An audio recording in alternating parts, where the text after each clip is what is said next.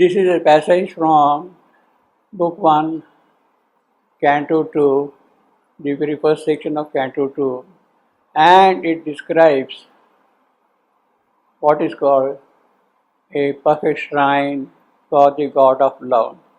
That is, Savitri is a perfect shrine for the god of love. We shall read that passage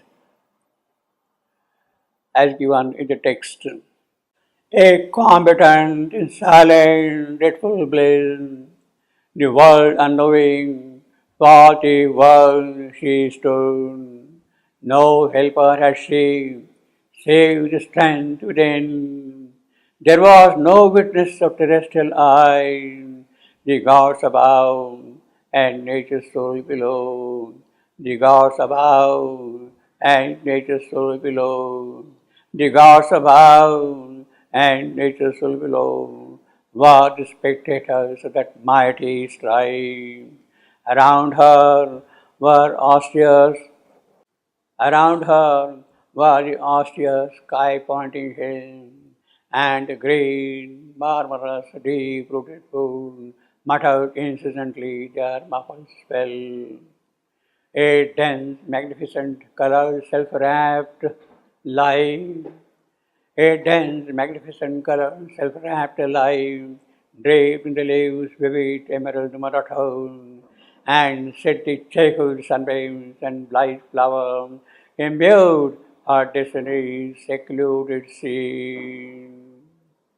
There has she grown to the stature of her spirit, the genius of titanic silence, steeping the soul to wide loneliness, has shown to her herself bare reality, and mated her with her environment.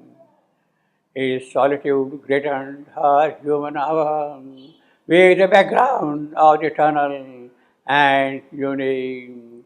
A force of spare direct necessity reduced the heavy framework of man's day and his overburdening mass of outward need to a first thin tree of simple animal form and the mighty wideness of the primitive earth, and the brooding multitude of patient trees, and the musing sapphire leisure of the sky, and the solemn weight the slowly passing month, had left in her deep room for thought and truth. There was her drama's radiant proclaim, a spot for the eternal straight on earth, set in the cloistered yearning with the world, and watched by the aspiration of the peace, appeared through an aureate opening in time, where still is listening, faint unspoken word, and the hours forgot to pass towards grief and change. Here, with the suddenness divine advent's hand, repeating the marvel of the first descent, changing to rapture the dull earthly round, love came to her, hiding the shadow, dead. Well might he find in her his perfect home, since first the earth being heavenward began, through all the long ordeal of the rain, never a rarer creature bore his sound, that burning test of the Godhead in power, that burning test of the Godhead in our palm, a lightning from the heights on our abyss. All in her pointed to a nobler kind, near to us wideness, intimate with heaven, exalted and sweet, our young, large in spirit, voyaging towards the splendor and of calm, overflew the waves of thought to unborn things. Ardent was the self-poised, unstumbling will. Her mind, a sea of wise sincerity, passionate in flow, had not one turbid wave. As in a mystic and dynamic dance, a priestess of immaculate ecstasy, inspired and ruled on truth's revealing form, moved in some prophet cavern of the God, a heart of silence in the hands of joy, a heart of silence in the hands of joy, a heart of silence in the hands of joy, inhabited with rich creative veil, a body like a parable of dawn, that streamed a niche for veiled divinity, or golden temple door to things beyond. Immortal rhythms swayed in her timeless dance. Her look, a smile awoke her look, a smile awoke celestial sense, even in her storm. And their intense delight poured supernal beauty on men's lives. A wise self-giving was a native and a magnanimity as of sea or sky, and alert with his greatness all that came, and give a sense as of a greater world.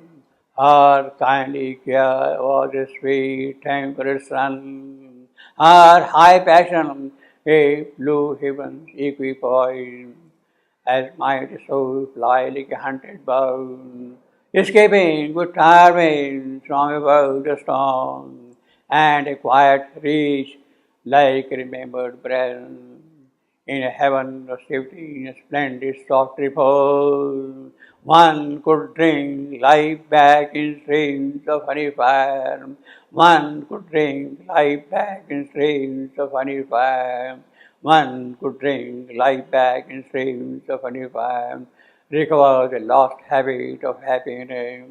Feel the bright nature's glorious ambience and bring joy in her warmth and colors rule. A deep of compassion, a hushed sanctuary, her inward hell barred, her inward hell unbarred, a gate in heaven. Love in her was wider than the universe. Love in her was wider than the universe. Love in her was wider than the universe. The whole world could take refuge in a single heart. The great unsatisfied Godhead here could dwell. Vacant to the vastness imprisoned air, harbor could harbor his sublime breath, spiritual that can make all things divine. For even her guns were secrecies of light. At once she was a stillness and a world, a continent of diffusing peace, an ocean of untumbling virgin fire. The strength, the silent regards were hers. In her he found a vastness like his own. His high, warm, subtle ether he refound, and moved in her as in his natural home. In her he met his own eternity. In her he met his own eternity. In her he met his own eternity.